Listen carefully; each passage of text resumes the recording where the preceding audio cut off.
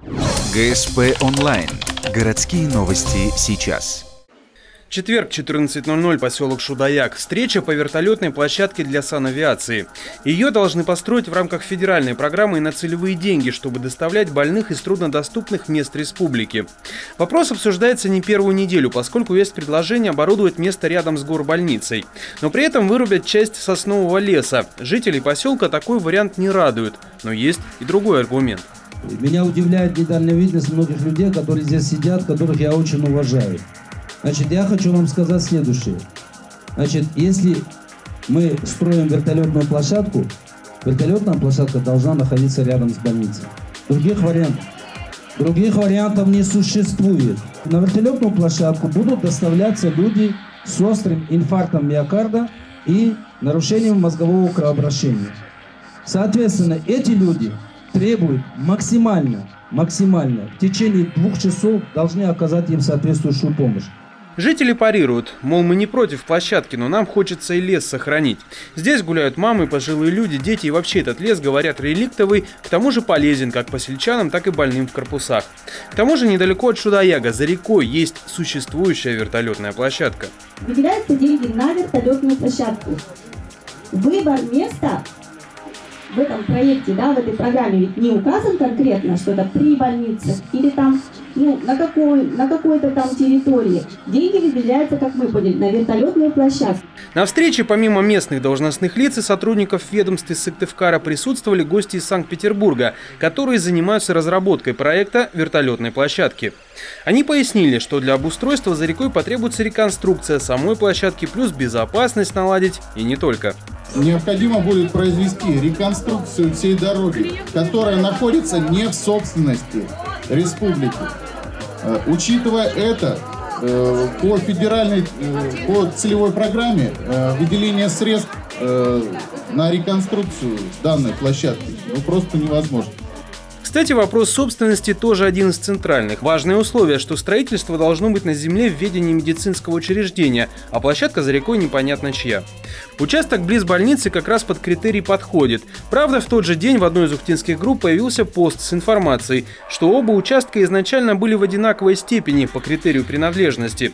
Видимо, тот, что ближе к горбольнице, был выбран сознательно, и для него процедура пойдет существенно быстрее. Мэр Ухты, в свою очередь, выступил с сомнениями в адрес доводов проектировщиков. То, что сегодня здесь проектировщики говорят, я послушал, честно говоря, они не готовы к этой встрече. Объясню почему. То, что они сегодня говорят, доводами и обоснованными доводами, сидел, слушал, ничего не услышал конкретно. Почему? Потому что будем предполагать, что на той стороне площадки нет. Что вы здесь проводите изыскание, что там будете проводить изыскание, что здесь будете делать что-то, что будете там делать то же самое, что там надо делать безопасность, то же самое делать надо и здесь. Вот эти доводы вами не приведены. Поэтому сейчас людей убеждать, что вот такие хорошие белые пушистые, это неправильно. Еще один ключевой вопрос. Участок рядом с горбольницей изначально был запланирован для строительства нового хирургического корпуса. Денег на него нет, но в любом случае лес на этом месте был бы вырублен. Контраргумент от жителей. Старая площадка за рекой лучше подходит для посадки вертолета. Старая площадка расположена на открытом месте. Никаких искусственных препятствий нет. Значит, и она более благоприятная для вертолета. Новая площадка на территории поселка. И по статистическим данным опасных явлений для авиации – это высота нижней границы облаков, видимость в виде тумана, в населенных пунктах в 2 раза чаще наблюдается, чем на окраине.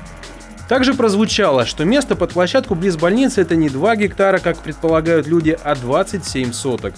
Представители Санкт-Петербурга добавили, что расстояние от жилой застройки порядка 200 метров. Дескать, в корпусе частично установлены стеклопакеты, а там, где нет, должны поставить. И возможное превышение шума – несравнимая цена с ценностью жизни. Опасения насчет пыли и выхлопных газов комментировали так. Вертолетной в самой структуре площадки устраивается такая зона обеспыливания, которая засеивается газоном, и пыление, в принципе, отсутствует при использовании вертолетной площадки.